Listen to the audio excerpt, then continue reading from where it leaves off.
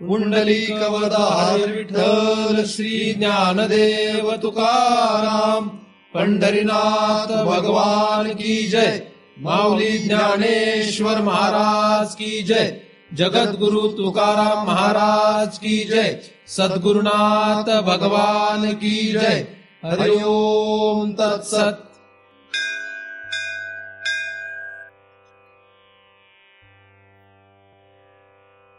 ध्यानमूलं गुरुमूर्ती, पूजामूलं गुरुपदम, मंत्रमूलं गुरुर्वाक्यम, मुक्तिमूलं गुरुकृपा। ब्रह्मेवाहम अहम ब्रह्म न चाहम ब्रह्मणा पृथक, नाहम देहो न मे देहा केवलोहम सनातन। या ठिकाणी आपण सर्वजण नेहमीप्रमाणे दृग्दृश्य विवेक या ग्रंथाचा अभ्यास करण्यासाठी एकत्रित जमलेलो आहोत। आतापर्यंत आपण 25 श्लोकांचा अभ्यास केला आहे आणि आपण आता 26व्या श्लोकाचा अभ्यास सुरू करणार आहोत। दृग्दृश्य विवेक हा ग्रंथ भगवान श्री आद्य शंकराचार्य यांनी लिहिलेला एक छोटासा ग्रंथ आहे आणि या ग्रंथामध्ये वेदांत शास्त्राचा सर्व सार आलेला आहे। वेदांत संपूर्ण सर्व अभ्यास करण्याची गरज नाही। एखाद्या छोट्याशा अशा ग्रंथाने सुद्धा वेदांत शास्त्रामध्ये असलेलं सर्व काही आपल्याला लक्षात येऊ शकतात। वेदांत शास्त्राचा जो काही हेतू आहे, वेदांत शास्त्रामध्ये जे काही आपल्याला फल प्राप्त करणं गरजेचं आहे किंवा आपल्याला वाटतं की हे आपल्याला फल मिळायला पाहिजे, तर ते फल आपल्याला या ग्रंथाच्या द्वारे नक्कीच मिळू शकतं। म्हणून या ग्रंथाचा अभ्यास करणं वेदांत शास्त्राच्या साधकांसाठी इष्ट आहे। 25व्या क्रमांकाचा जो श्लोक आहे हा असंग सच्चिदानंद स्वप्रभो द्वैत वर्जित अस्मिती शब्द विद्धोयम समाधी सविकल्पक असा आहे।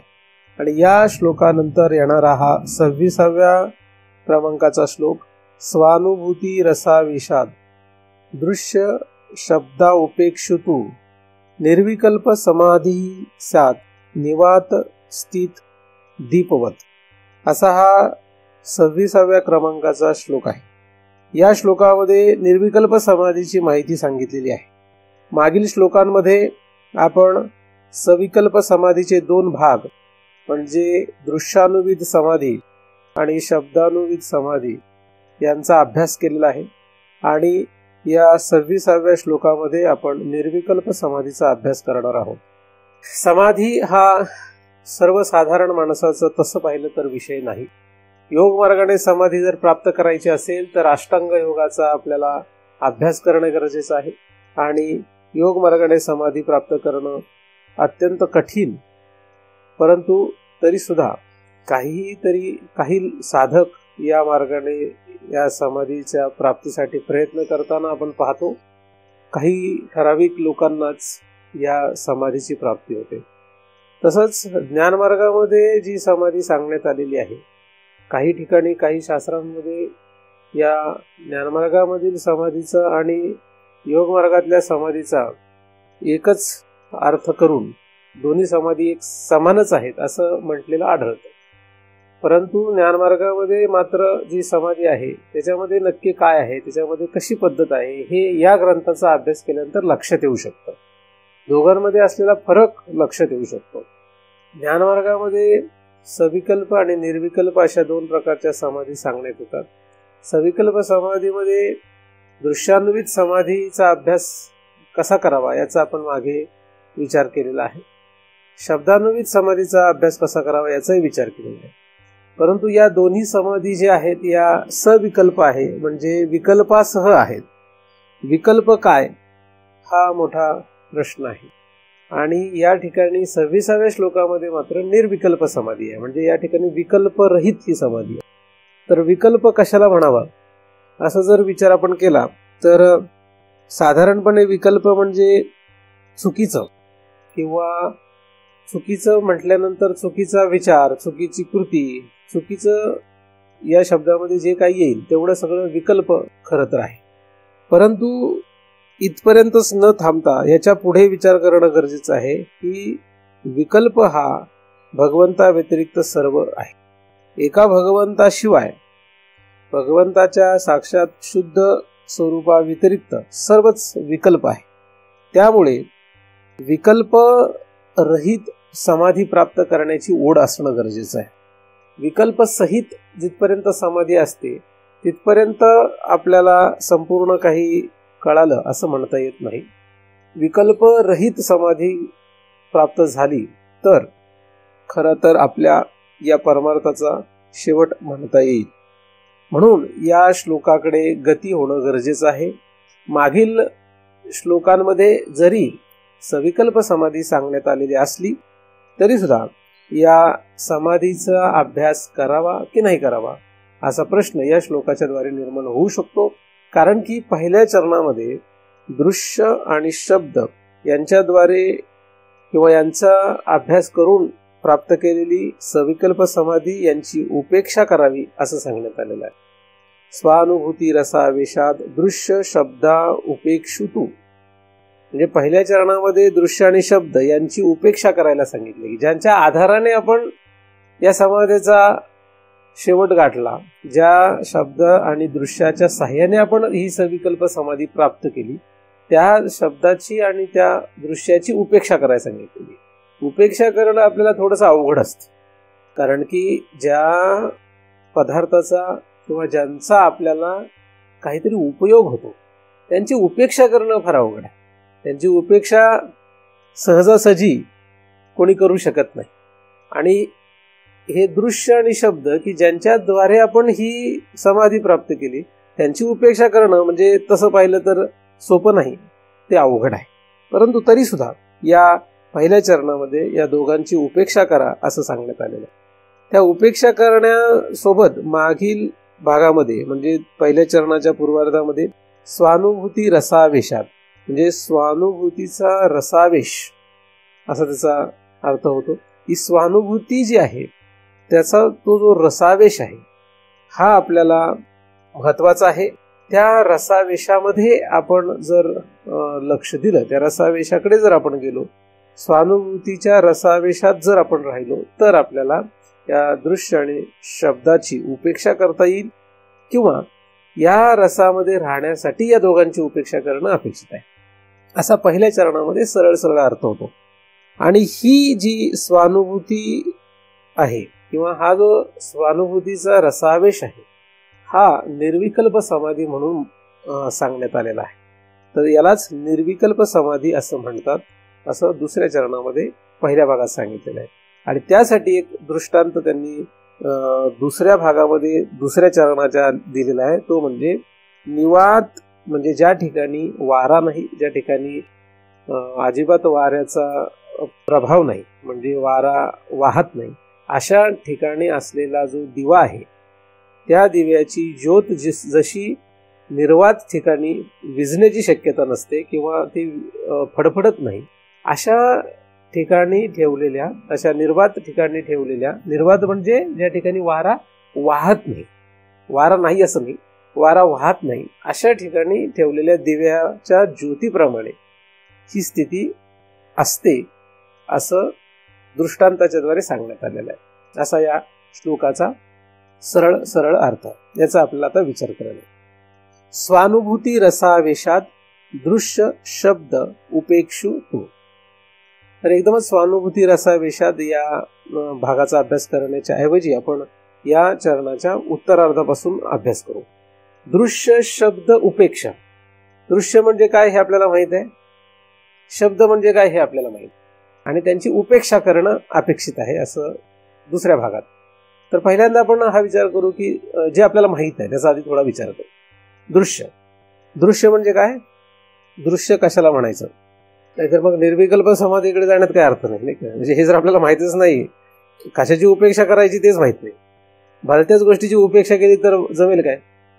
त्यामुळे कशाची उपेक्षा करायची हे माहीत असायला पाहिजे. तर त्यांनी दोन गोष्टी सांगितल्या, एक सांगितले दृश्य, एक सांगितले शब्द. तर दृश्य म्हणजे काय, वर्गामध्ये मुलांना प्रश्न विचारले की जास्त टेन्शन येतं.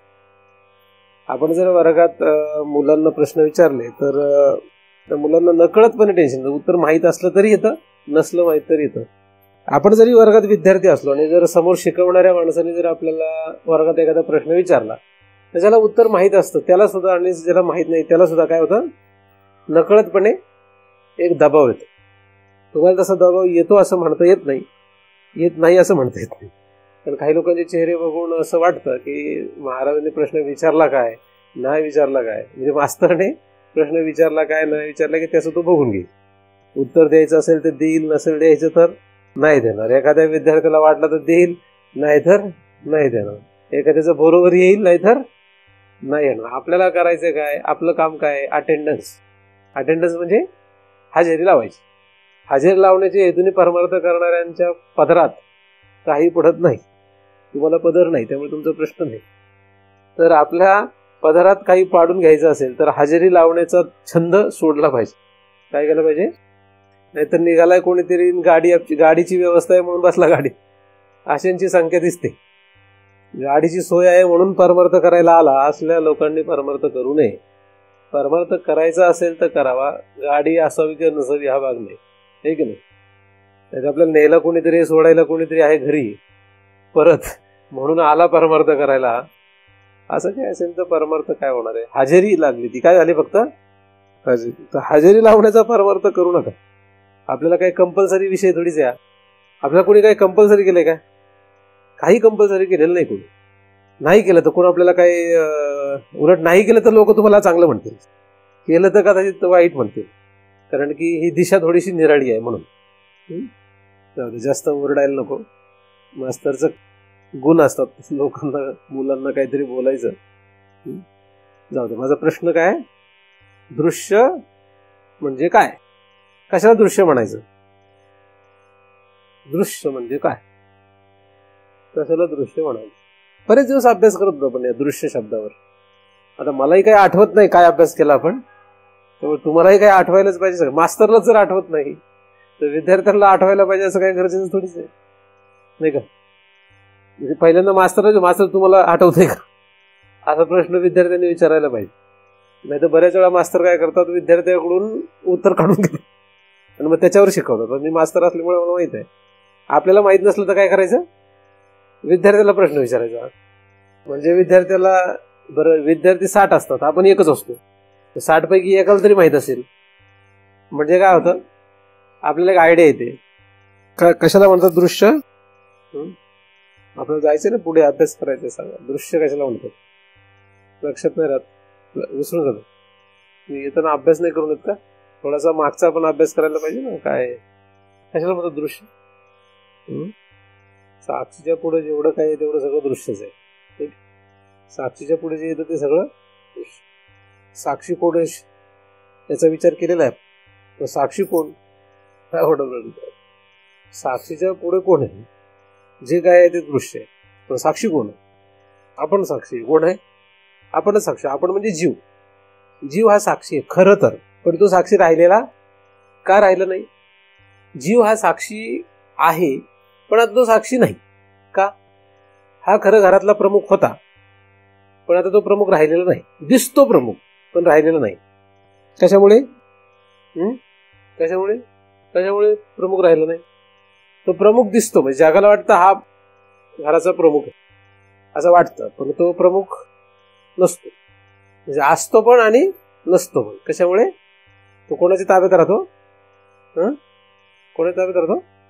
तो बायकोच्या ताब्यात राहतो. कोणाच्या? एखादा पुरुष घराचा प्रमुख असतो, असतो पण नसतो आणि नसतो पण असतो. असा असतो घराचा प्रमुख.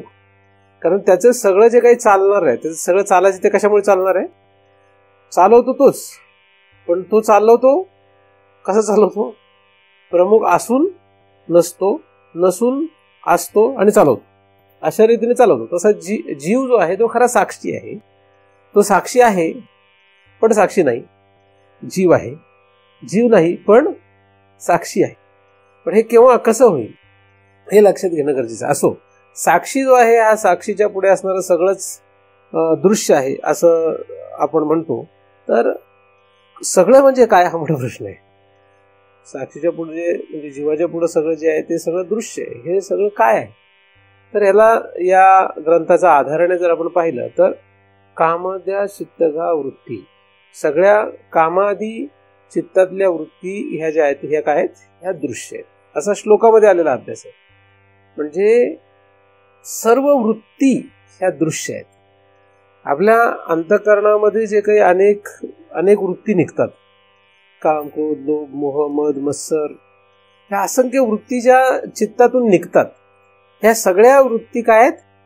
दृश्य आहेत. पण दृश्य जेव्हा आहेत असं म्हणतो तेव्हा ते खरंच दृश्य असायला पाहिजेत. जो पदार्थ दृश्य असतो त्या दृश्य पदार्थाशी कधीही द्रष्टा एकरूप नाही होत. पाहणारा ज्याला पाहतो त्याच्याशी तो एकरूप नसतो. तो त्याच्याशी एकरूप नसतो म्हणजे तो त्याचा तादात्म्य अध्यास नसतो. रस्त्यावर जर आपण चाललेलो असो आणि रस्त्यामध्ये जर दोन माणसाची भांडण चाललंय, एक चांगला एक वाईट आहे. आता ह्या दोघांनाही आपण पाहतोय, त्यातला एक जण चांगला आहे आणि एक जण वाईट आहे. आपल्याला हा चांगला आहे कळतो, हा वाईट आहे असं कळतं. चांगला वाईट या दोघांना आपण पाहतो, दोघांचं हाणामारी सुरू आहे किंवा दोघांचं काहीतरी सुरू आहे, त्या दोघांना आपण पाहतो. म्हणजे हे दोघे आपल्याला दृश्य आहेत.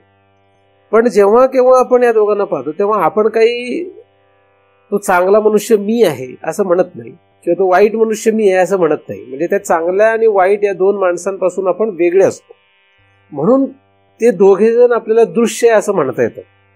त्याचप्रमाणे अंतःकरणामधून निघालेल्या ज्या वृत्ती आहेत यामध्ये एक चांगली आहे, एक वाईट आहे, एक पाप आहे, एक पुण्य, एक शुभ आहे, एक अशुभ आहे. या सगळ्या वृत्ती ज्या आहेत या सगळ्या वृत्तींना आपण पाहतो असं जर आपण म्हटलं, म्हणजे हे दृश्य आहेत असं जर आपण म्हटलं, तर ह्या मी आहे असं जर आपल्याला वाटत असेल तर ते आपल्याला दृश्य नाही आहेत. म्हणजे आपल्याला पुन्हा मागे जाऊन अभ्यास करावा लागेल.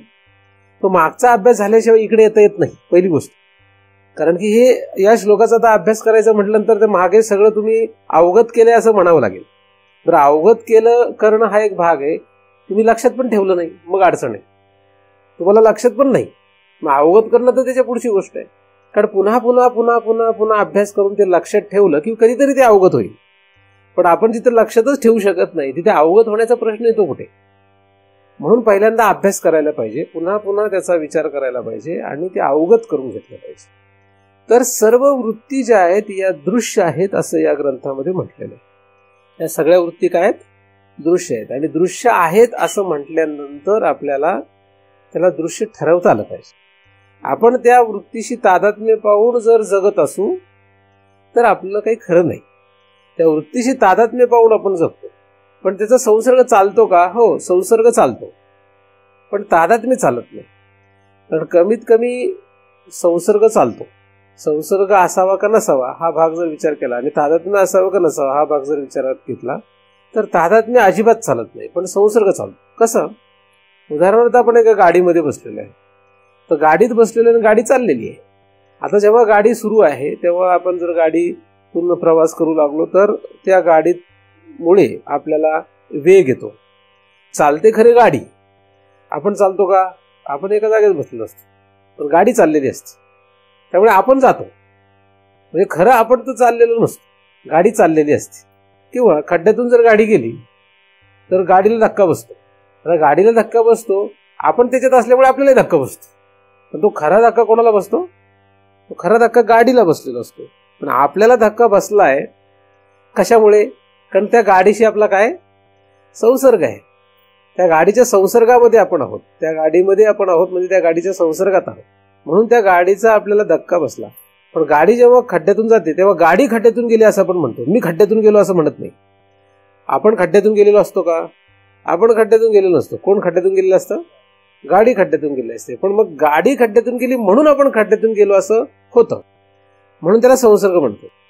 त्याचप्रमाणे या ज्या वृत्ती आहेत त्या वृत्तींचा जर संसर्ग असेल तर चांगली वृत्ती असेल तर आपण चांगले आहोत असं वाटतं, वाईट वृत्ती असेल तर आपण वाईट आहे असं वाटतं. म्हणजे त्यांचा संसर्ग असल्यामुळे तसं होतं. हे चालतं, संसर्ग चालतो, म्हणजे चांगला आहे वाईट आहे, पण ते तादात्म्य चालत नाही. तादात्म्य असेल तर चांगला असेल तर तो अजून चांगलं होण्याचा प्रयत्न करतो, वाईट असेल तर ते वाईट संपवण्याचा प्रयत्न करतो, असं काहीतरी होतं. जशी वृत्ती असेल त्याप्रमाणे, ज्या प्रकारची वृत्ती असेल त्याप्रमाणे तो तशा प्रकारे वागण्याचा प्रयत्न करतो. म्हणजे कृतीमध्ये ते येतं आणि ती कृती अधिक त्याला सत्य रूपाने जाणवायला लागते. मग पुन्हा त्याचं जे काही संस्कार पडतात ते संस्कार पुन्हा त्याला ती वृत्ती निर्माण करून पुन्हा त्या वृत्तीला तो खरं मानतो.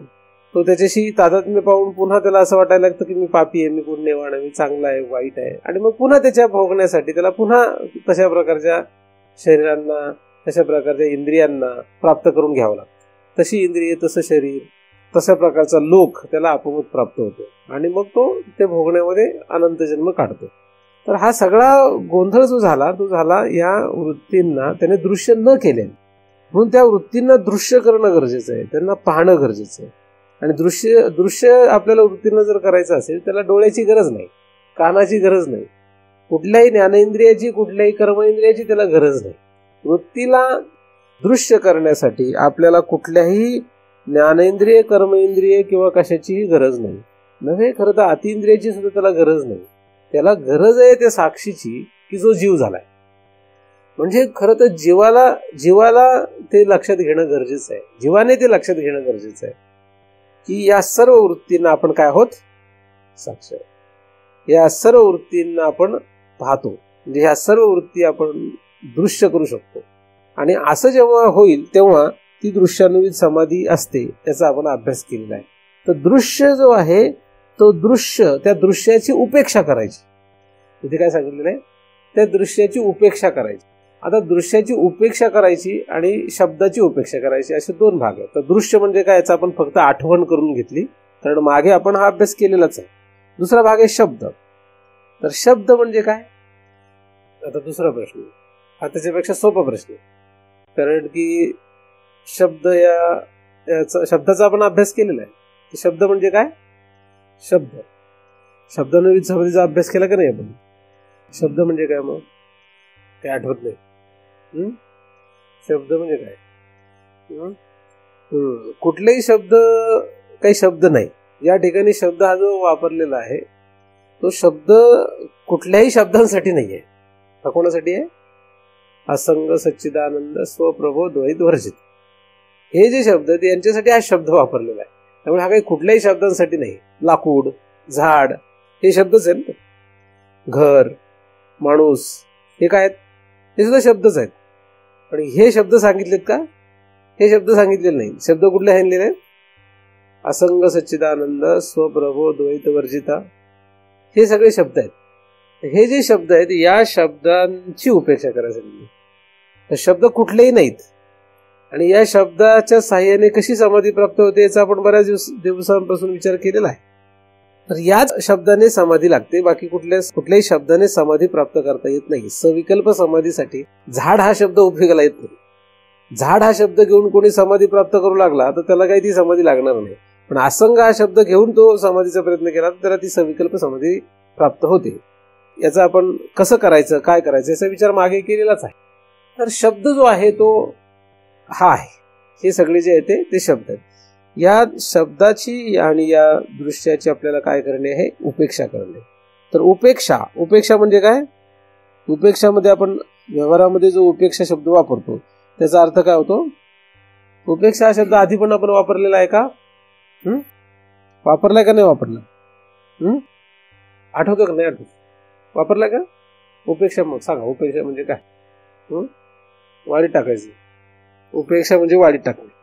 वाळीत टाकलेला पदार्थ कसा असतो, कशाला वाळीत टाकलं म्हणतात.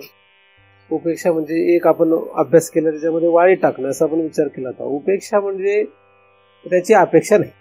उपेक्षा म्हणजे काय, उपेक्षा करणे म्हणजे वाईट अर्थ आपल्याला घेता येत नाही. आणि उपेक्षा म्हणजे तिरस्कार असं म्हणता येत नाही. उपेक्षा म्हणजे तिरस्कार, अवहेलना असा अर्थ तसा होत नाही. ज्याच्याकडून काही आता अपेक्षा नाही त्याला म्हणायचं उपेक्षा. ज्याच्याकडून काय आता आपल्याला त्याच्याकडून काही आता अपेक्षा नाही. कशासाठी, कुठल्याही कार्यसिद्धीसाठी. कशासाठी, त्याच्याकडून अपेक्षा काही करायची नाही.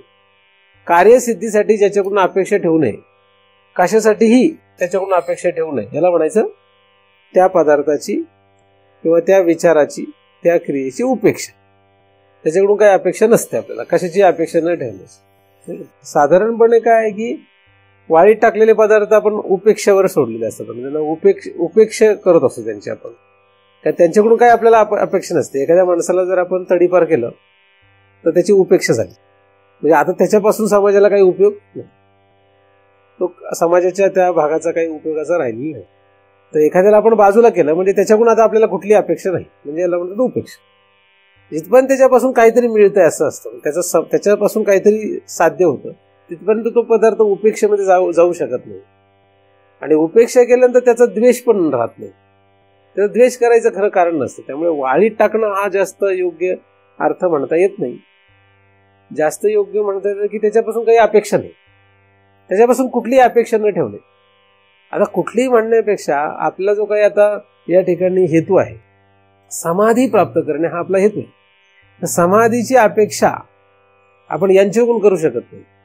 पूर्वी मात्र काय केलं आपण यांच्याकडून अपेक्षा केली होती. यांच्याकडून म्हणजे काय, यांनी काय आपल्याला समाधी प्राप्त करून दिली असं म्हणता येत नाही, पण त्यांच्या संबंधाने त्यांच्याद्वारे आपण समाधीचा अभ्यास केला होता. जसं दृश्यान्वित समाधीमध्ये दृश्य आपण पहिल्यांदा लक्षात घेतलं आणि त्या दृश्याला आपण साक्षी आहोत, त्या दृश्याला आपण पाहतो आहोत, त्या दृश्याला आपण जाणणारे आहोत असा आपण विचार केला होता. म्हणजे सर्व वृत्तींचे आपण ज्ञाता आहोत, सर्व वृत्तींना आपण पाहतो, सर्व वृत्तींचे आपण द्रष्टा आहोत असा आपण मागे विचार केला होता.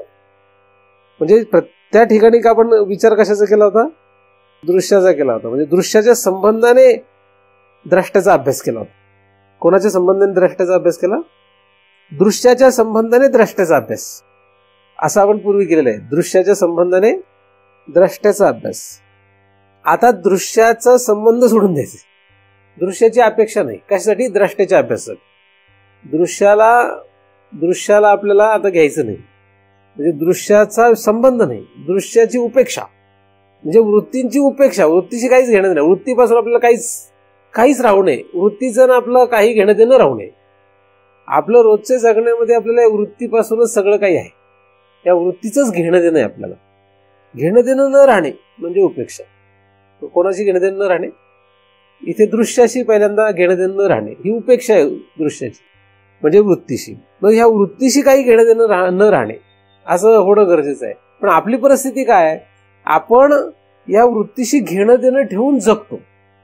जागा झाल्यापासून झोपेपर्यंत आपण जर आपला स्वतःचा विचार केला तर आपल्या मनात जे येतं ते आपण करतो. आपण कसं जगतोय, आपल्या मनात जे येतं ते, किंवा आपली बुद्धी ज्याचा निर्णय लावते ते, आपला अहंकार ज्याच्यावर अहम धरतो ते, आपल्या चित्तात जे असतं ते, आपल्या अंतःकरणातून जे स्फुरतं ते, हे सगळेच दृश्य आहेत. हे काय सगळे दृश्य. अंतःकरणातून जे स्फुरतं त्यालाच आपण काय म्हणतो, दृश्य. तीच वृत्ती आहे. मनामध्ये जे येतं संकल्प विकल्प तेच काय, दृश्य आहे. बुद्धी ज्याचा निर्णय लावणार, कशाचाही लावो, मनातून निघालेला संकल्प किंवा विकल्प, चांगलं किंवा वाईट, पाप किंवा पुण्य, याचा काय करते बुद्धी, निश्चय करते की हे करायचं, हे चांगलं आहे, हे योग्य आहे, हे करायला पाहिजे. असा बुद्धी काहीतरी निश्चय लावते, ते सुद्धा काय, दृश्य आहे. अहंकार ज्या वृत्तीवर अहम धरतो ती वृत्ती काय, दृश्य. चित्त ज्या वृत्तीवर समाधानी होतं ते सुद्धा दृश्यच आहे. म्हणजे तुम्ही अहंकाराने अहम धरलेला जी वृत्ती आहे ती दृश्य, मनाने जे विचार केला ती वृत्ती दृश्य. म्हणून अतिइंद्रिय असो किंवा त्याच्या व्यवस्थेसाठी बाहेरचं सगळं जग असो, हे सगळं दृश्य आहे खरं तर. आता सगळ्या जगाची आपल्याला काही घेणं देणं नाही. म्हणजे खरं तर आपल्याला त्या वृत्तीच्या पुढे, त्या वृत्तीच्या व्यवस्थेसाठी निर्माण झालेले इंद्रिये, शरीर आणि जग यांच्याशी घेणं देणं नाही. कारण आपला दृश्य म्हणजे फक्त वृत्तीशी घेणं देणं नाही. कारण आपण मर्यादित आता विचार करीत आहोत. पूर्वी आपण दृश्य म्हणून शब्द, स्पर्श, रूप, रस, गंध यापासून विचार करीत वृत्तीपर्यंत गेलो होतो. आता या ठिकाणी आपण फक्त वृत्ती यालाच दृश्य म्हणतो. या वृत्तीच्या व्यवस्थेसाठी बाकीचं तयार झालेलं आहे. आणि आपण जागा झाल्यापासून झोपेपर्यंत फक्त मनात जे येतं, बुद्धीने त्याचा निश्चय केला जातो, अहंकार ज्याच्यावर अहम धरतो, याच्यासाठीच जगतोय. आपलं जगणं दुसरं काही नाही. आणि त्याच्यामध्ये आपण रममाण आहोत. म्हणजे दृश्य जे आहे या दृश्याला आपण बाजूला करू शकत नाही, त्याच्याशी आपलं घेणं ते नाही. म्हणजे हा अवघड विषय. तसा त्या दृश्याची उपेक्षा करणं अशक्य, अवघड आहे. काही घेणं देणं ठेवायचं नाही त्याच्याशी. असं करता येणं अशक्य आहे, कठीण आहे. काय कठीण आहे. कारण तुमच्या मनामध्ये जे येणार त्याचीच व्यवस्था करण्यासाठी आपण जगणार. आपण जगतो का, आपल्या मनात जे येतं त्याच्या व्यवस्थेसाठी जगतो. आपण जेवढं काही गोळा केलंय ते कशासाठी गोळा केलंय, जेवढं काही वापरतो ते कशासाठी, फक्त त्या मनात येणाऱ्या वृत्तीसाठी, त्याच्यातून जे निघतंय त्याच्या व्यवस्थेसाठी आपण फक्त जगतो. आता त्याच्याशीच घेणं देणं नाही राहिलं तर हे बाकीच्या पुढच्यांचं काय राहील? चित्तातून निघणाऱ्या या वृत्तीशी घेणं देणंच राहिलं नाही तर पुढच्या कशाशी घेणं देणं राहणार आहे? मग पुढचं जाऊ देत, जी वृत्ती आहे त्या वृत्तीशीच घेणं देणं नाही ठेवलं तर त्या वृत्तीची ती उपेक्षा झाली. काय झालं? म्हणजे त्या दृश्याची काय झाली? उपेक्षा झाली. ही फार आणि फार अवघड गोष्ट आहे. निर्विकल्प समाधीचा एक भाग आहे, हा अभ्यास आहे. हे साध्य करण्यासाठी अनंत जन्मांचा प्रवास करणं अपेक्षित असतो किंवा आहे. काही सहजासहजी अशी अवस्था येणं अशक्य आहे. अनंत जन्मांचा प्रवास करून, साधना करून, तपश्चर्या करून अशी अवस्था एखाद्याची तयार होऊ शकते की त्या वृत्तीशी घेणं देणंच नाही. मग चांगले का वाईट, पाप का पुण्य, असं काही नाही. त्याच्याशी घेणं देणंच नाही ना. काय आपलं पोरगं असेल तर पोरगं चांगलं वागतंय का वाईट वागतंय याचा आपण विचार करतो. मग चांगलं वागत असेल तर आपण त्याला गोंजारतो, वाईट वागत असेल तर त्याला रागवतो. मग तशाप्रमाणे आपण काय करतो? काहीतरी निर्णय घेतो. म्हणजे त्याला गोंजारायचं का त्याला ओरडायचं हे आपण कसं ठरवतो? त्याच्या चांगल्या वाईटावरून ठरवतो. कारण आपलं पोरगं म्हटलं असं करावं लागतं. पण समजा शेजारच्याच पोरगं किंवा गावातलं कुठलं तरी पोरगं चांगलं वागतंय का वाईट वागतंय ह्याच्यावरून आपण काय करतो का? काही करत नाही. कारण आपल्याला काय नाहीये घेणं देत नाही त्याच्यात.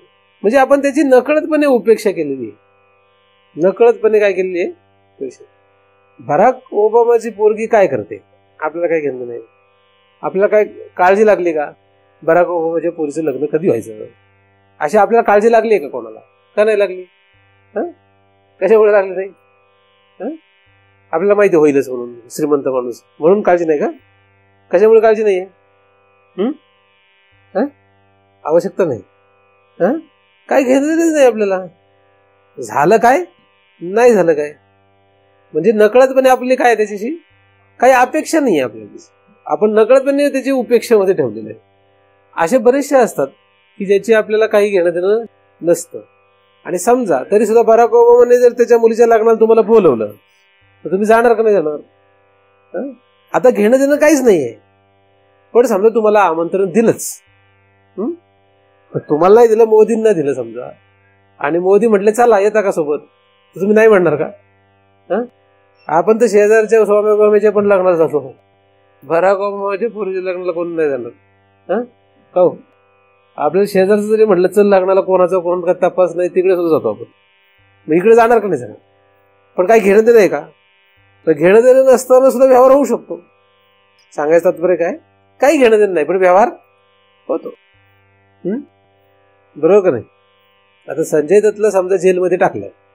कोणाला? संजय दत्तला जेलमध्ये टाकलं. आता जरा वाईट झालं. काय झालं? आता जर समजा एखाद्याला कळलं, काही लोकांना संजय दत्तला गेटवर आणणार आहे आणि 1 तास लोकांना प्रदर्शन आहे त्याचं, तर लोक जमा होतात का नाही? का नाही होत? काही घेणं तर नाही का काही?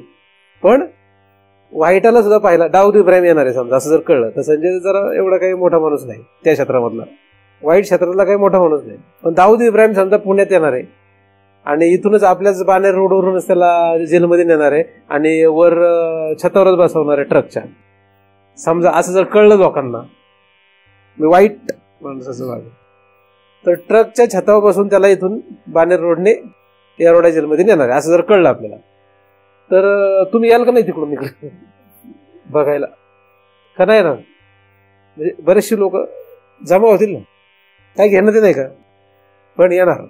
म्हणजे वाईटाचं किंवा चांगल्याचं कशाचं काही घेणं देणं असो अथवा नसो, घेणं देणं नसताना म्हणजे उपेक्षा असताना सुद्धा चांगल्याचा वाईटाचा व्यवहार होऊ शकतो. बरोबर का नाही? त्याचप्रमाणे ही जी दृश्य असलेली वृत्ती आहे ही चांगली का वाईट ह्याला उपेक्षा करून व्यवहार होऊ शकतो. पण उपेक्षा पण काय आहे? जसं बराक ओबामाची पोरगी आपल्याला काय घेणं नाही, लग्नाला बोलवलं तर जायचं, जेवायचं, घरी यायचं. दाऊद इब्राहिमला जरी या रोडवरून नेलं तर यायचं, बघायचं मस्तपैकी, तो गेला काय त्याला फासावर देऊ नाही तर त्याला काही त्याची शिक्षा देऊ, बघायचं, जायचं, आपल्या घरी बसायचं. तसं वृत्ती जी आहे ती चांगली वाईट पाप पुण्य किंवा कसली वृत्ती असो, त्यांनी त्या वृत्तीचा पुढे इंद्रियांच्या द्वारे, पुढे शरीराच्या द्वारे काही हो गोंधळ आपलं बघायचा आणि करायचं. कसं करायचं? म्हणजे आपल्याला त्याची काही घेणं देणं ठेवायचं नाही.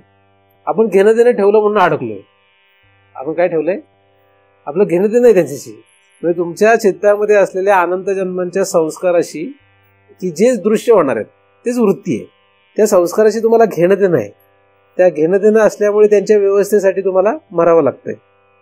त्यांच्याशी घेणं देणं असल्यामुळे त्यांची उपेक्षा झालेली नाही. म्हणून ती उपेक्षा होणं गरजेचं आहे. काय होणं गरजेचं आहे? ह्या वृत्तींची काय व्हायला पाहिजे? उपेक्षा व्हायला पाहिजे. उपेक्षा झाली की काहीच त्याच्याशी आपल्याला रस राहत नाही. त्याच्यामध्ये काही रस राहत नाही, है ना. म्हणजे एखाद्याला तरी दाऊद इब्राहिम बद्दल थोडं विशेष काहीतरी वाटत असेल, पण एखादा म्हणतो त्याला काय पाहिजे, आला काय आणि गेला काय. आणि एखाद्याला त्या बराक ओबामाच्या पोरीचं लग्न हो तर न हो, त्याला काय घेणं नाही. तो म्हणतो जा तुझं आम्हाला काय करायचंय, नाही का. असं होतं ना. काही माणसांना म्हटलं चला की लगेच देतात, पण काही माणसं म्हणतात काय घेणं नाही, जा तुझं असं म्हणत.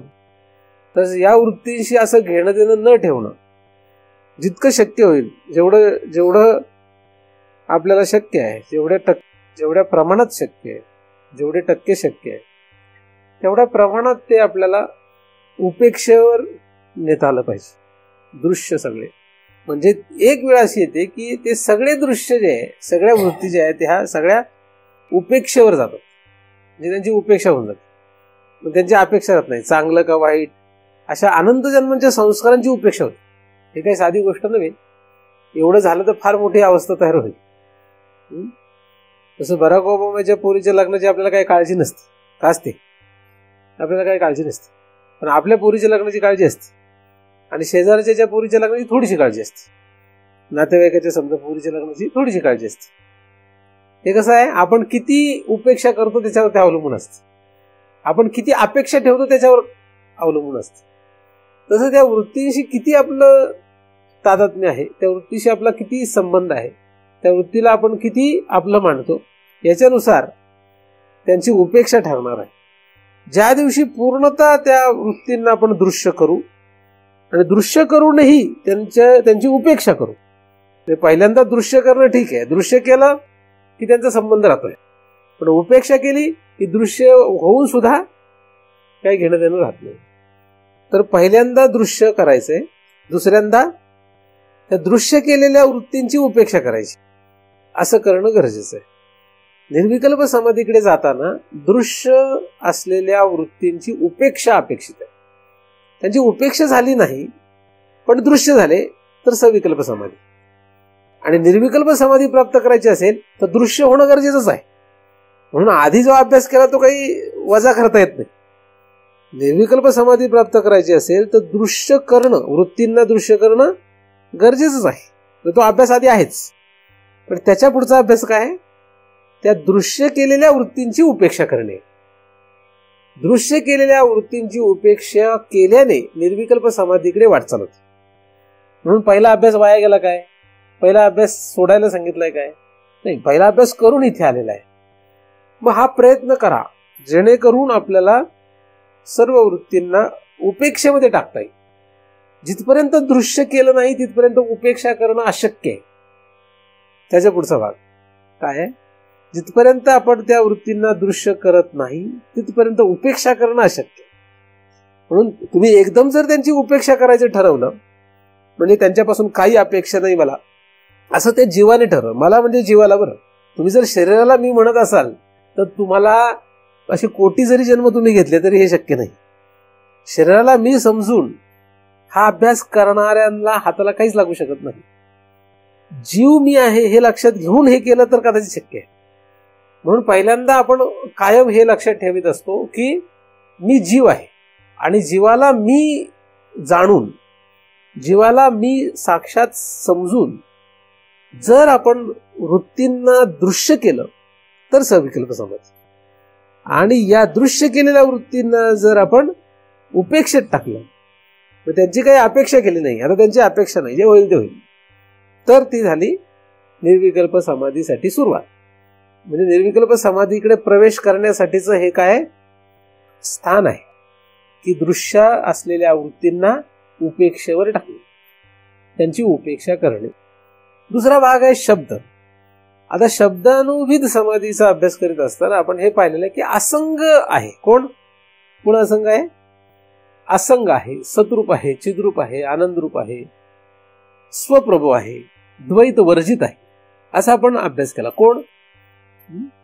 तो जो जीव आहे तो काय आहे? तो हे सगळं आहे.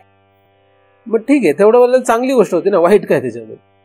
जेव्हा तो असंग आहे असं तुम्ही म्हणता तेव्हा संग हा शब्द येतो. काय येतो? संग हा शब्द येतो. कारण असंगाच्या विरुद्ध काय होतं? संग. असंग म्हटलं, मी असंग आहे असं म्हटलं की संग हा शब्द तयार झालेला असतो. मी सुखी आहे असं म्हटल्यानंतर काय काय लगेच तयार होतं? मी सुखी आहे असं म्हटल्याने मी सुखी असे म्हटल्यानंतर दुःख हा एक भाग तयार होतो. कारण मी सुखी असे म्हटल्यानंतर तुम्ही जेव्हा म्हणाल की मी सुखी आहे याचा अर्थ लगेचच दुसरा भाग तयार झालेला असतो की दुःख पण काहीतरी आहे. कारण हे शब्द जरी असले, हे शब्द जे आहेत हे जरी उपकारक असले तरी असंग शब्दाने संग कशाच तरी दिसतो. त्या संगातून हा असंग झालाय असा अर्थ होतो. असंग कशातून? असंग म्हटलं तर कशाशी असंग आहे? कशापासून तो असंग आहे? असंग म्हणजे त्याच्यापासून वेगळा, त्याचा काही संग नाही. मग कशाशी त्याचा संग नाही? एक शब्द घेऊन आपण विचार केला, बाकीच्या शब्दांचं तसंच आहे. तर असंग आहे म्हटल्यानंतर कशापासून तो असंग आहे? तो जीव जो आहे तो कशापासून असंग आहे? म्हणजे त्याचा काही संग नाहीये. असंग आहे असं म्हटल्यानंतर संग कशाचा नाही हे शोधावं लागतं. कशापासून असंग आहे? आपण अभ्यास केला का नाही असंग शब्दाचा? कशापासून असंग आहे? कशाचा संग आहे? असंग नाही तर संग कशाचा असतो? आपला आणि कशाचा संघ आहे? जीवाचा आणि कशाचा संघ असतो? जीवाला कशाचा संघ आहे? कशाचा संघ आहे? जीवाला वृत्तीचा संघ आहे. अजून कशाचा संघ आहे? वृत्तीच्या व्यवस्थेसाठी झालेल्या सगळ्यांचा तो संघ करतो. पण पहिल्यांदा वृत्ती आपण शब्दाच्या आधी दृश्य पदार्थ म्हणून वृत्ती पाहिली होती. त्यामुळे वृत्तीशी तो असंग आहे असं त्याला शब्दानुसार समाधीने लक्षात आलेलं आहे, यायला पाहिजे. कारण आधी त्या वृत्तीशी त्याचा संघ होता. वृत्तीशी जिथपर्यंत त्या जीवाचा संघ असतो तिथपर्यंत, वृत्तीशी जेव्हा त्या जीवाचा संघ असतो तिथपर्यंत तो त्या वृत्तीच्या व्यवस्थेसाठी झटतो. तिथपर्यंत झटावंच लागतं त्याला. आणि ते झटणं त्याचं जे आहे ते सत्यरूपाने असतं. ते कसं असतं? सत्यत्वाने असतं. म्हणजे वृत्तीला आपलं मानून त्याच्याशी संग करून त्या वृत्तीच्या व्यवस्थेसाठी तो प्रयत्न करतो जीव. तेव्हा तिथे त्या वृत्तीमध्ये, त्या वृत्तीच्या व्यवस्थेमध्ये सत्यत्व मानतो. सत्यत्व कशात मानतो तो? या सगळ्यामध्ये सत्यत्व मानतो. त्याच्या संघामुळे ते होतं, त्यांचा संघ आहे. आणि म्हणून त्या वृत्तीशीच आपला संघ नाही काही, त्या वृत्तीशी आपण असंग आहोत. तुम्ही कोणाच्या संगतीत आहात असा प्रश्न पडतो. बरेच वेळा आपल्याला प्रश्न पडतो आपण कोणाच्या संगतीत आहोत. तर आपण असं म्हणतो चांगल्या माणसाच्या संगतीत राहा. संगत कोणाच्या संगतीत राहतो आपण? चांगल्या माणसाच्या संगतीत. काही लोक आम्ही चांगल्या माणसाच्या संगतीत राहतो. काही लोक कुठल्या वाईट माणसाच्या संगतीत असतात. चांगल्याच्या संगतीत किंवा वाईटांच्या संगतीत, म्हणजे त्यांचा संघ आहे. त्यांचा काय संघ आहे? तर आपण चांगल्या आणि वाईट दोन्ही वृत्तींच्या संगतीत आहे. म्हणून आपण असंग आहे का? असंग नाही. चांगली वृत्ती, वाईट वृत्ती या दोन्ही वृत्तींच्या संगतीत आपण आहोत म्हणून असंग नाही. पण आपण अभ्यास असा केलेला आहे, शब्दानुविध समाधीच्या द्वारे आपण असा अभ्यास केलेला आहे की चांगली का वाईट या दोन्ही वृत्तींशी मी असंग आहे असा अभ्यास झालेला आहे, असा अपेक्षित आहे. ते चांगली का वाईट अशी या दोन्ही वृत्तीशी मी असंग आहे. आणि त्यामुळे त्या वृत्तीच्या व्यवस्थेसाठी निर्माण केलेलं सगळं त्याच्याशी मी असंग आहे असा आपण अभ्यास आधी केलेला आहे. त्यामुळे या चांगल्या किंवा वाईट वृत्तींशी असलेला असंग हा शब्द जो आहे तो त्याच्या आधी असलेला संग दाखवतो. काय दाखवतो? कारण संग होता म्हणून आपल्याला असंग हे शोधावं लागलं. हा शोध आहे. संग होता म्हणून अनंत जन्म फिरलो. आता असंग आहोत हे कळून घेतलं म्हणून सविकल्प समाधी प्राप्त झाली. पण जेव्हा असंग आहोत हे शब्दाने आपण कळून घेतलं तेव्हा संग हा आपल्याला मानावा लागला किंवा संग होता हे मानावं लागलं. काय करावं लागलं? ते मानावं लागलं. जसं तुम्हाला विचारलं तुम्हाला आता हे सगळं कळलं का? तर म्हटलं हो, आता मला हे सगळं कळलं. मग आता मला हे सगळं कळलं ह्याचा अर्थ काय मानावं लागतं? आधी तुम्हाला कळलेलं नव्हतं. म्हणजे तुम्ही जेव्हा ज्ञान मानता तेव्हा त्याच्या आधी अज्ञान मानावं लागतं. तुम्हाला हे आता कळलं म्हणजे याचा अर्थ काय झाला? आधी तुम्हाला ते कळलेलं नव्हतं, म्हणजे आधी तुम्हाला ते अज्ञात होतं, म्हणजे आता ज्ञात झालं. तसं आता असंग आहो असं जर म्हटलं, मी असंग आहे असं जर त्या जीवाने समजलं, त्याने लक्षात घेतलं सविकल्प समाधीमधून, तर तो आधी कसा होता? संगतीत होता. म्हणून तो संगतीत मानणं हा विकल्प आहे. आता तो असंग जरी मानत असला तरी त्याचे मुळात आधी संगतीत मानणं हा सुद्धा विकल्प आहे. त्यामुळे तिथपर्यंत त्याला निर्विकल्प समाधीपर्यंत जाता येत नाही.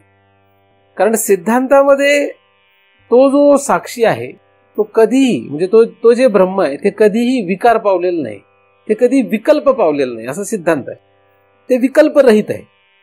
साक्षात जो देव आहे किंवा ब्रह्म जे आहे किंवा तत्व जे आहे ते सदैव, किंवा जे दृक आहे ते सदैव काय आहे? विकल्प रहित आहे. त्याच्यामध्ये कुठलाही विकल्प नाही. पण इथे जेव्हा आपण असंग म्हणलो तेव्हा संगतीत होता पूर्वी असं म्हणावं लागतं. म्हणजे पूर्वी त्याच्यात विकल्प मानावं लागतो. आता जरी तो असंग म्हणत असला तरी पूर्वी काय झाला? त्याला विकल्प मानावं लागतो. आता तो सतरूप मांडला तर पूर्वी असतरूप मानावं लागतो. कधीतरी असतरूप होता म्हणजे अज्ञान होतं, म्हणून त्याला तर ज्ञान मानावं लागतं, म्हणजे चिद्रूप मानावं लागतं. दुःखी होता म्हणून सुखाच्यासाठी झटत होता म्हणून सुखी मानावं लागतं. आपण सगळेजण सुखाच्या पाठीमागे धावतोय का? कशामुळे? दुःख आहे हे आपल्याला मानल्यामुळे.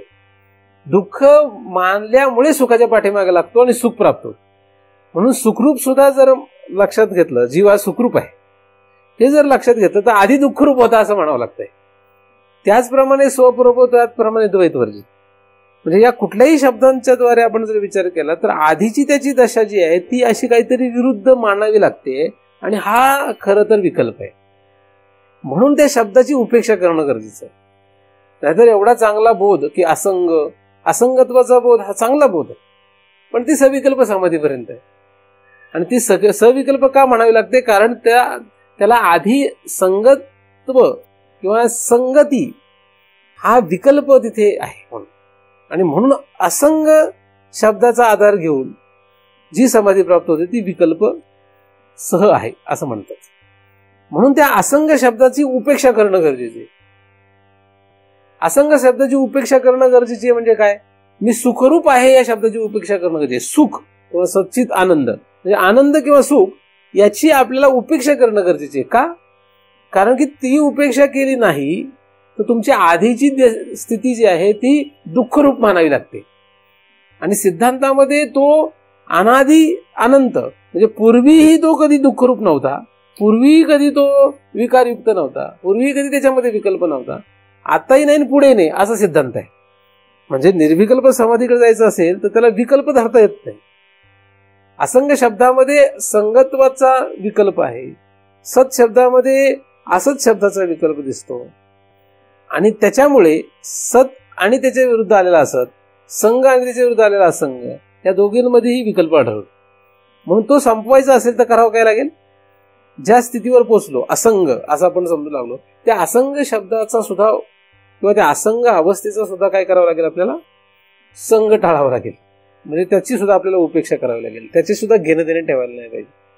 कारण आपण तिथपर्यंतच धावणार जिथपर्यंत, म्हणजे सुखाच्या पाठीमागे जीव तिथपर्यंत धावणार जिथपर्यंत त्याला दुःख आहे असं वाटतंय. आणि एखादा दुःखाचा नाश करून मी आता सुखरूप झालो असं म्हटला, मी सुखरूप झालो असं जर म्हटलं एखादा, तर समजावं लागतं की तो आधी दुःखरूप होता.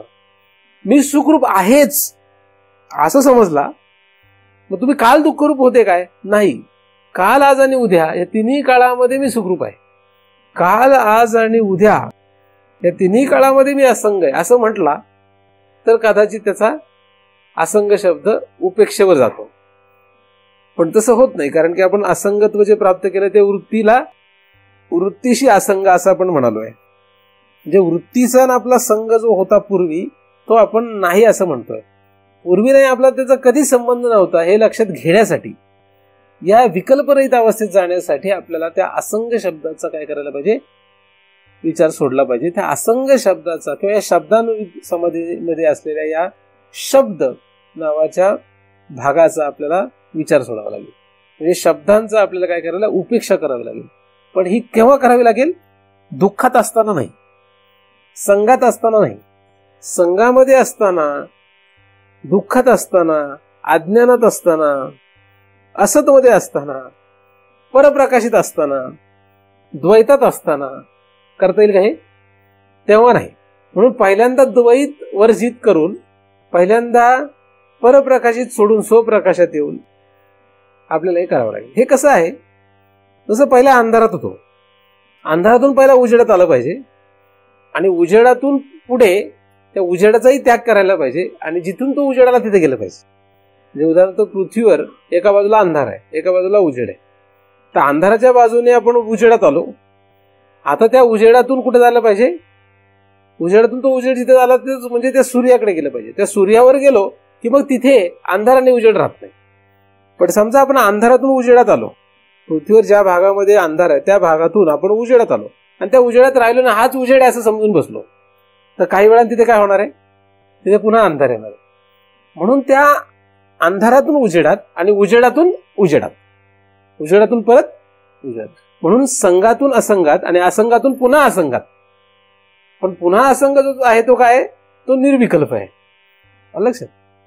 म्हणून असंग हा शब्द जो आहे तो संघ या शब्दाने, म्हणजे वृत्तीशी असलेल्या संघ या शब्दाने आपण पहिल्यांदा साधला होता की वृत्तीशी आपला संघ होता. आता आपण या वृत्तीशी असंग आहोत हे त्याने लक्षात घेतलं. अशी समाधी त्याने प्राप्त करून घेतली आणि त्याच्यानंतर माझं हे असंगत्व ह्या वृत्तीच्या संबंधाने प्राप्त झालंय हे त्याला तिथपर्यंत भाव राहत होतो. ते काय? हे अवस्था, ही भाव आहे. तर तुम्ही जर खरंच या अवस्थेला गेले, म्हणजे ही जी समाधी प्राप्त केली, तर होईल काय की तुम्हाला असं लक्षात राहील की मी पूर्वी वृत्तीसन माझा संघ मानत होतो. काय होत होतं? आपण असं मानत होतो पूर्वी, असं मी मानत होतो की या वृत्तीचा माझा संघ आहे. म्हणजे हे काम, क्रोध, लोभ, मोह, मद, मत्सर किंवा पाप, पुण्य, चांगलं, वाईट, शुभ, अशुभ हे जे आहे, हे सगळ्या ज्या वृत्ती आहेत, या वृत्तीचा माझा पूर्वी संबंध मी मानत होतो. पण अभ्यासानंतर मला हे लक्षात आलं की यांचा माझा काही संबंध नाही आहे, यांचा माझा काही संबंध नाही हे लक्षात आलं. म्हणजे तुम्ही त्याच्याशी असंग झाला. पण तुम्हाला ते लक्षात राहणार की पूर्वी हे मानत होतो मी. म्हणजे ही वृत्ती जी आहे की मी पूर्वी यांच्याशी संगतीत होतो आणि आता मात्र मी लक्षात घेतलंय की यांच्यापासून मी काय? असंग आहे. म्हणजे पूर्वीचा तो विसरलाय काय? नाही. म्हणजे त्याला पूर्वीचा तो काय संबंध आहे, म्हणून ती विकल्प तिथे शिल्लक आहे. तो विकल्प संपवणे आपल्याला. तो विकल्प संपवायचा असेल तर काय करावं लागेल की मी असंग आहे. कधी? जेव्हा पूर्वी त्या वृत्तींशी माझा संघ होता तेव्हा सुद्धा मी असंगच होतो, तेव्हा सुद्धा माझा संघ नव्हता. म्हणजे पूर्वी सुद्धा माझा, म्हणजे त्रिकाळात माझा त्या वृत्तीशी संघ झालेला नाहीये.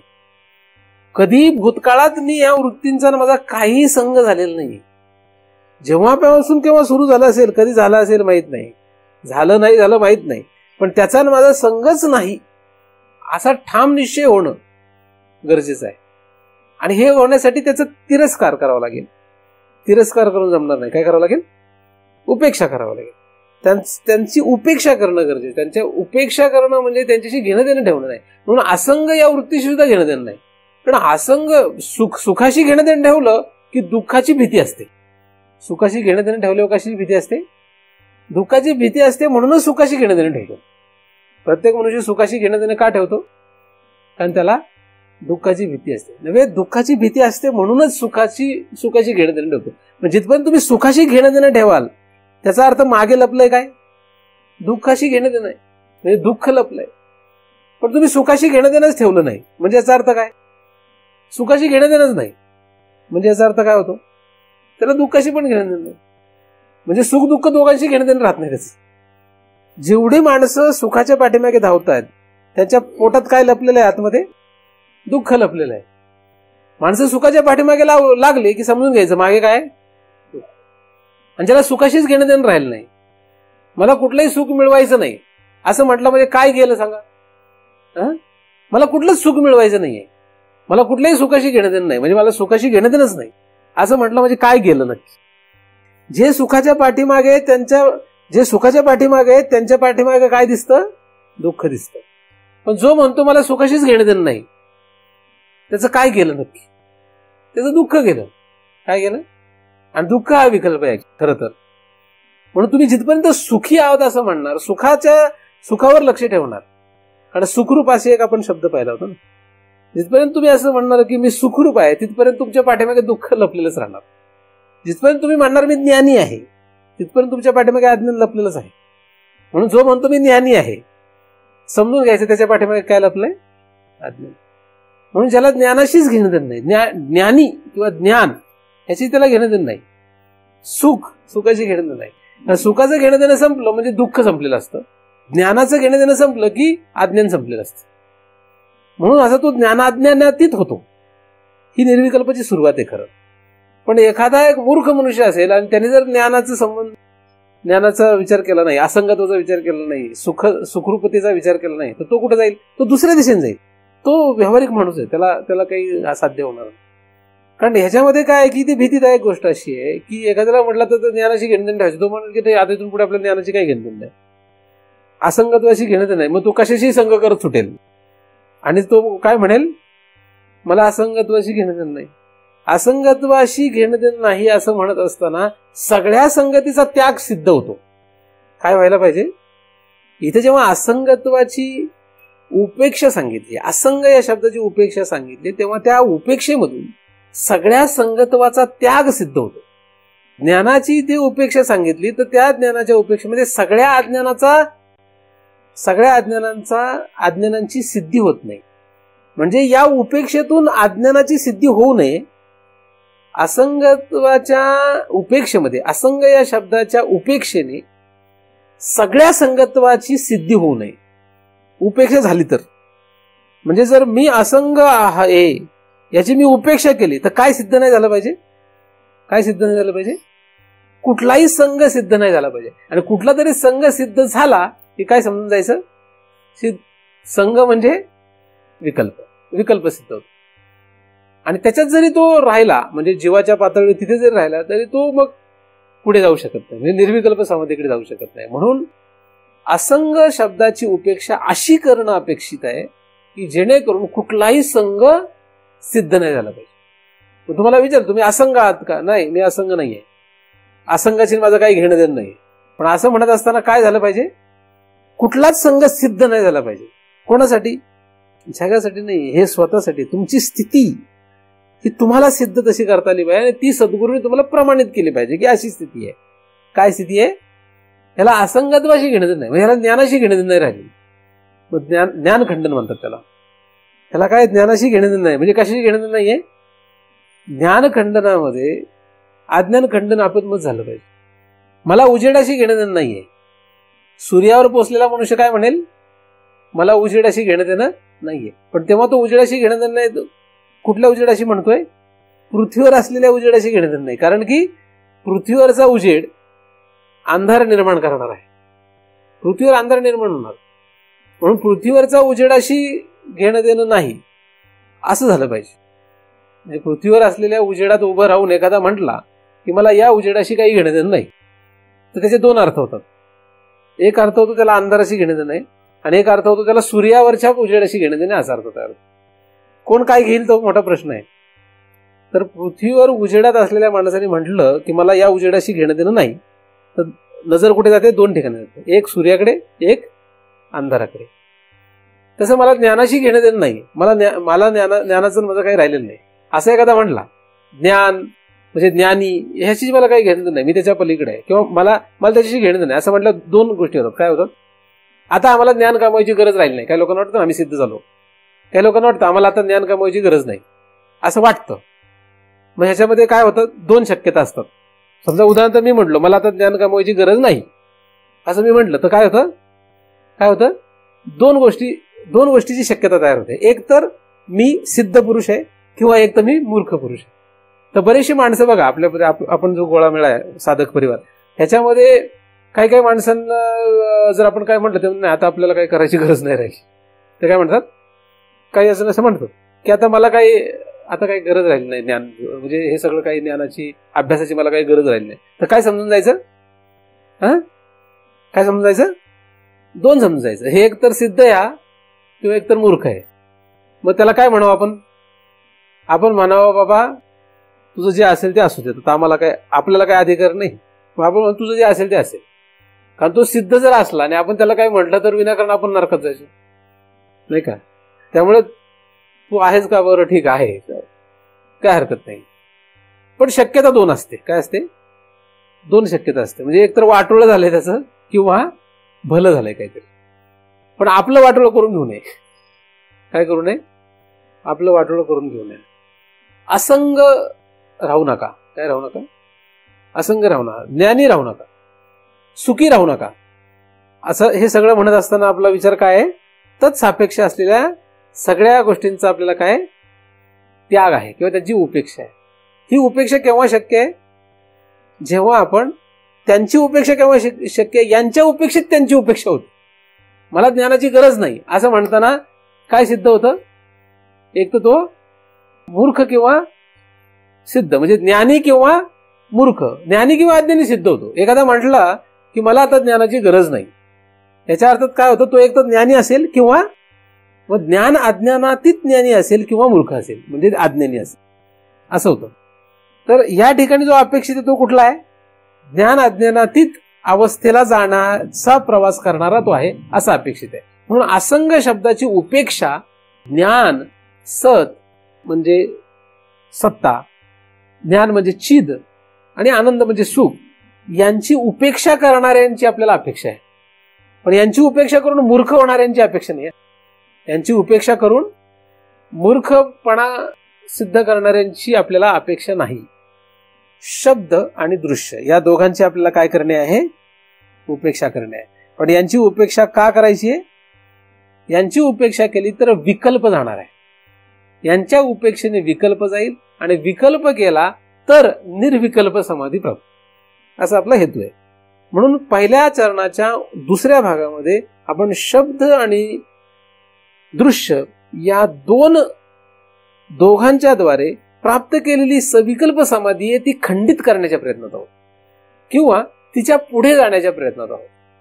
असंगत्वाचा बोध असणारा फार श्रेष्ठच असतो. तो काय आहे? एखादा असंगत्वाचा बोध असतो तो श्रेष्ठ असतो. एखादा म्हणेल मी ज्ञानी आहे, आणि खरंच त्याने ते ज्ञान प्राप्त केलं तर तो मोठाच आहे, खरंच मोठा आहे. पण तो कुठे आहे? तो सविकल्प समाधीत आहे, सविकल्प अवस्थेत येतो. त्यामुळे त्याला सांगावं लागतं तू ज्ञानी आहेस ना, आता तू ज्ञान अज्ञानातीत ज्ञानी हो. तू सुखी आहेस का? तर सुख दुःख रूप या दोघांच्या अतीत तू सुखी हो, असं त्याला सांगावं लागतं, किंवा असं त्याने करणं अपेक्षित. तो निर्विकल्प समाधीकडे निघालेला आहे. आपल्या सगळ्यांनाच त्या अशा निर्विकल्प अवस्थेकडे प्रवास करणे आहे. पण त्यासाठी आधी सविकल्प अवस्थेत येणं गरजेचं आहे, आणि मग निर्विकल्प अवस्थेकडे प्रवास सुरू होऊ शकतो. सर्वजण या सविकल्प समाधीचा पहिल्यांदा पुन्हा पुन्हा अभ्यास करा. एकदा काय हा अभ्यास जमत नाही. नुसतं वाचलं म्हणजे अभ्यास नाही. तुम्ही 10 वेळा वाचलं तरी अभ्यास होत नाही. बरं, वाचन हे जे आहे हे अभ्यासाला पोषक आहे. वाचन हे काय? वाचन हे अभ्यासाला पोषक आहे. श्रवण हे अभ्यासाला पोषक आहे. अभ्यास म्हणजे पुन्हा पुन्हा पुन्हा पुन्हा पुन्हा पुन्हा त्याचा विचार केला तर तुम्हाला सविकल्प समाधी साधता येईल. कारण ज्ञानमार्गामध्ये फक्त विचाराने हे सगळं साध्य करता येतं असा सिद्धांत आहे. असं कसं होतं? कारण नुसते विचाराने काही होणार नाही.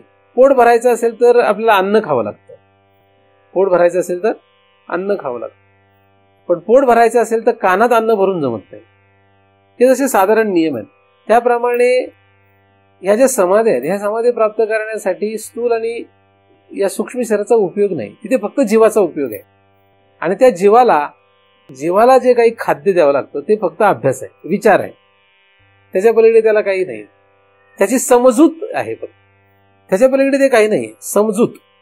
एखादा असं समजू लागला की मी एखादा मूर्ख मनुष्य आहे, किंवा मी उदाहरणार्थ एखादा मनुष्य ब्राह्मण कुळात जन्माला आला, काहीतरी कारणाने तो क्षत्रिय कुळामध्ये वाढला, आणि क्षत्रिय कुळामध्ये वाढून तो असं समजू लागला की मी क्षत्रिय आहे.